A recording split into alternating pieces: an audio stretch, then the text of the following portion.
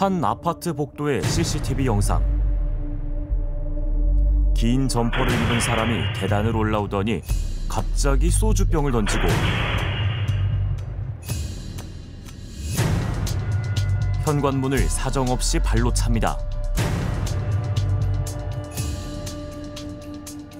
층간소음 피해를 주장하던 이웃 주민의 보복.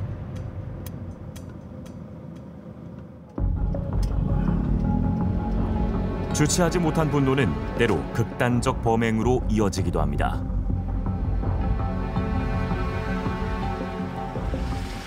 지난달 2일, 이 빌라에 살던 50대 여성이 살해됐습니다.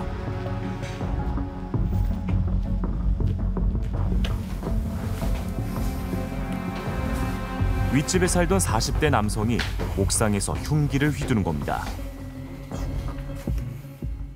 최근 들어 한참 같은 거 많이 듣는다고. 그 밑에 집에서 층간소음이 일어났다고 이제 혼자 이제 생각을 하고.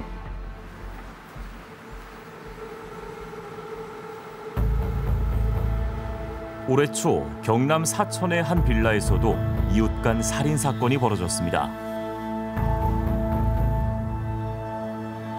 소음에 불만을 품은 50대 남성이 위층 주민을 살해한 겁니다.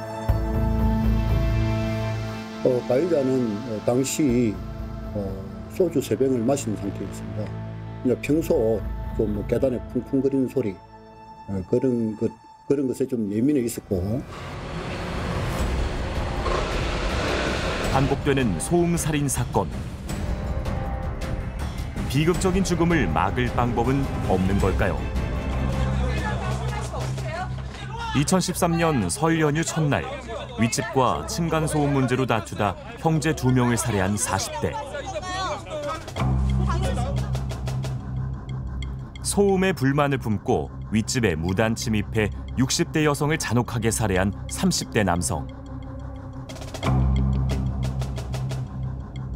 어떻게 소음을 이유로 사람을 죽이기까지 하는 걸까? 뇌가 느끼는 이 고통을 느끼는 영역이 신체적인 고통과 정서적인 고통을 느끼는 영역이 거의 동일해요. 근데 우리가 죽을 만큼 맞으면 죽겠다는 생각을 하듯이 이 정서적인 부정적인 정서 경험을 오래 하면 느끼는 통증은 거의 유사합니다. 내가 소리라는 보이지 않는 물체로 매일 맞고 있는 고통을 느낀 거랑 똑같은 경험을 하는 거예요. 그러다가 보니까 엄청난 공격성이 올라오는 거죠. 죽여버리고 싶다. 성향 자체가 굉장히 위험한 케이스가 있어요. 그러니까요.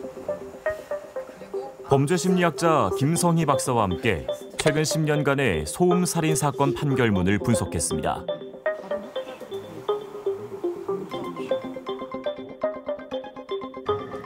(2014년) 이후 살인, 살인미수 등 사람을 죽일 의도로 자행된 범행은 모두 55건. 그 결과 22명이 목숨을 잃었습니다.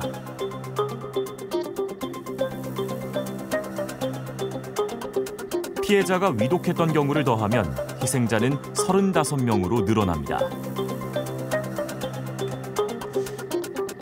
살인의 고의를 가지고 적극적으로 살해 행동을 했는데 119라든가 의료기술의 발달로 인해서 다행히 생명을 건진 분들이 많다는 부분들이죠. 미수까지 포함하면 훨씬 많은 인원들이 1년에 적게 잡아도 3-4명 정도가 살해당하고 있는 거죠. 즉 분기별로 1명 정도는 이웃 간에 층간소음이 시비가 돼서 살해가 되는 양상이고요.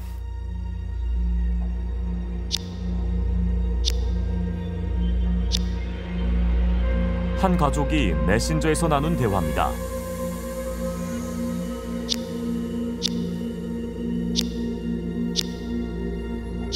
죽이고 싶다는 말을 반복합니다.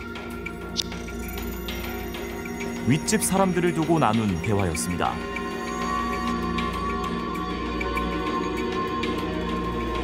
소리가 나는 바로 이제 달력에 체크해놓자. 이들의 위층에 사는 강모 씨 가족. 뭐 이렇게 천장을 쳤다. 버스로 빠르게 아랫집에서 소음을 이유로 손해배상 소송을 당했고 그 재판 과정에서 대화 내용을 접하게 됐습니다. 항의를 여러 번 받긴 했지만 자신들을 죽이고 싶다는 대화 내용은 충격 그 자체였습니다. 제가 그걸 보고 나서 계속 잠을 못 잤거든요. 진짜. 또 그러니까 계속 보게 되고 애들한테 이제 해코지 할까 봐 그것도 생각이 문득문득 나는 거예요. 만약에 우리 애가 할머니랑 이렇게 하고 있는데 때리면 어떡하나? 뭘 쑤시면 어떡하나? 혼자 이제 계속 그런 이상한 나쁜 생각을 하게 되니까 마음이 힘들었죠. 죽이고 싶다는 생각이 들 정도의 심각한 소음이 있었던 걸까? 최근 1심 법원은 윗집이 참을 수 없는 수준의 생활 소음을 냈다고 보기 부족하다며 아랫집 패소 판결을 내렸습니다. 소음의 크기가 문제는 아니었다는 겁니다.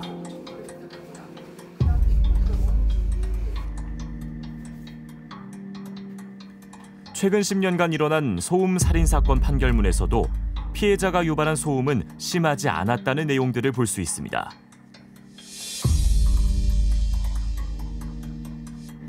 소음이라는 것은 주관성이거든요. 침에 살짝 찔려서 굉장히 고통을 느끼는 분이 있는 반면에 콕 찔려도 나 이 정도는 참을 수 있는 사람이 있습니다.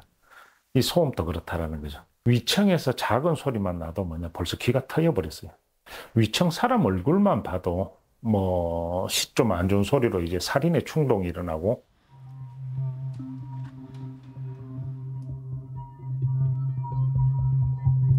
현관문을 마구 걷어차더니 황급히 사라집니다. 보름 뒤 같은 장소. 한 남성이 강아지를 안고 집 안으로 들어갑니다.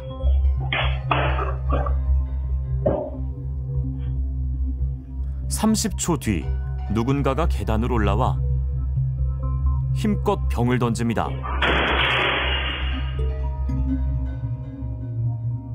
소음 피해를 호소하던 이웃집 남성이 벌인 일이었습니다.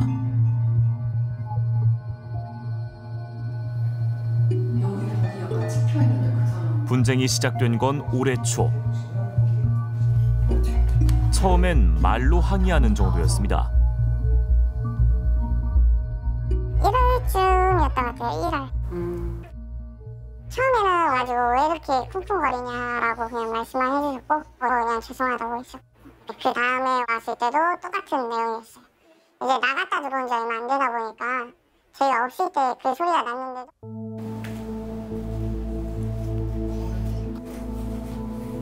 소음 방지용 매트도 깔았지만 항의는 계속됐습니다. 얼마 뒤 이상한 일이 일어나기 시작했습니다. 담배꽁초가 이렇게 버려져 있는 거예요. 테이블에 타 있고. 그 다음에 3일인가 또 그런 일이 또 있었어요. 그때 이제 맥주도 붓고. 결국 현관에 CCTV를 달았습니다. 또 엘리베이터에서 만난 적이 있었어요. 근데 그때는 그냥 그분은 쓰레기를 버리려고 이렇게 내려간 건데 1층에서 내려야 되는데 안 내리고 지하까지 가더라고요. 안 내리고 저희 내리는 거 지켜보다가 올라가고. 엘리베이터 타기 엄청 무서웠었어요. 그러던 4월의 어느 날 쉬는 날이었어요. 또 청소를 하고 있었거든요. 근데 갑자기 문이 발로 차는 소리가 나는 거예요. 이 롱패딩을 입고 와가지고 이렇게 발을 차고 있더라고요. 현관문에. 이게 뭔 일인가 싶어가지고 통통통 떨려고 하더라고요. 이 사람이 지금이야 그냥 이렇게 병을 던지고 발로 차는 거에서 그치겠지만 나중에 가서 이 사람이 또 분노를 조절을 못하면은 또 혹시 모를 일이 생길 거라는 생각을 하니까.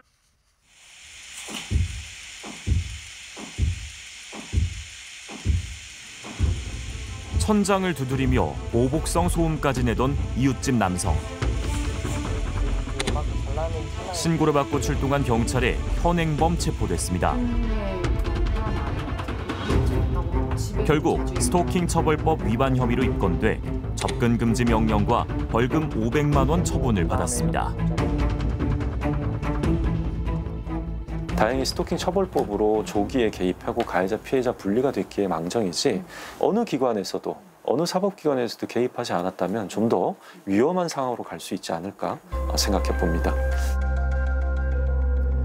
이웃 주민의 물리적 위협은 처음 말로 항의를 한 지 석 달 뒤부터 시작됐습니다. 그렇다면 극단적 범행인 살인 사건의 경우는 어떨까?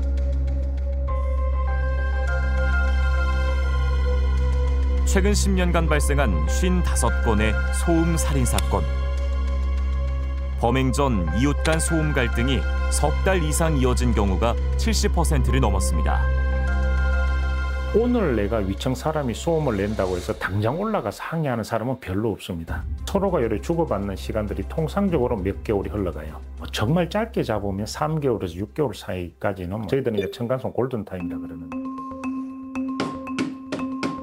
층간소음 골든타임. 이 갈등 진행기에 적절한 개입이 최악의 사태를 막을 수 있다는 겁니다. 특히 층간소음 분쟁 중 벌어진 쌍방간 경찰 신고는 중요한 신호가 될 수 있습니다. 근데 반복 신고가 된 경우가 한 94% 정도로 확인이 되고요. 층간소음 신고를 통해 가지고 앞으로 범죄로 나아갈 수 있는 위험성이 높은 건물과 그리고 그런 범죄 위험도를 지니고 있는 대상들이 일정 부분 확인된다는 부분이죠. 그래서 동일 신고가 계속 반복되는 신고자들에 대해서는 코드 분류가 이루어지게 되면 특정 어떤 소음에 대해서 굉장히 민감해서 일반인보다 좀 더 예측이 불가능한 상황을 만들 수 있는 대상자들에 대한 좀 더 예방적 접근이 가능하지 않을까 싶습니다.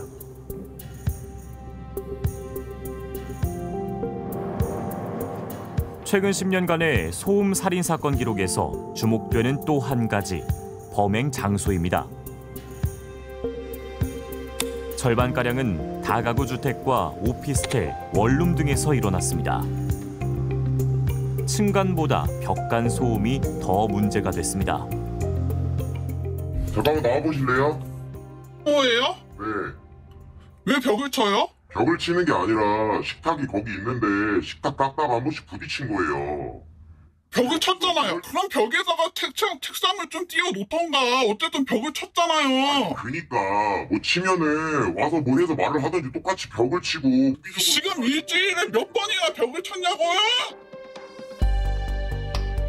이런 건물들은 아파트나 다세대 주택과 달리 소음 규제, 상담 대상에서조차 빠져 있습니다. 이분들은 어디에 하나 하소연하기가 조금 쉽지 않는 어떤 부분들이 좀 존재하게 되는 것이죠. 그러다 보니까 극한 상황으로 좀 가는 경우들도 많이 있다. 지자체에서 이런 부분들을 상담의 범주로 집어넣을 수밖에 없다.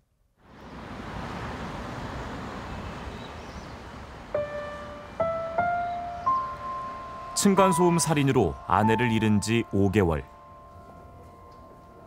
지금 정혜용 씨에게 가장 중요한 일은 아내를 살해한 가해자의 재판입니다.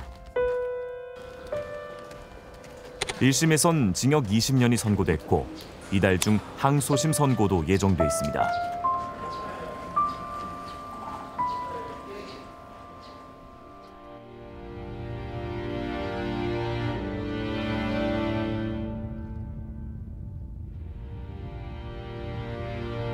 꿈에도 드문드문 보입니다.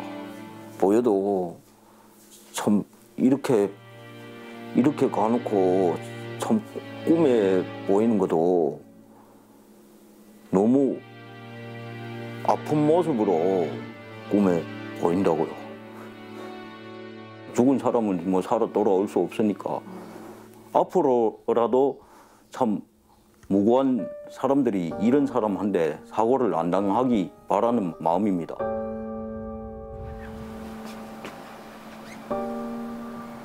지난 10년간 소음 살인의 목숨을 잃은 사람은 기록된 것만 22명.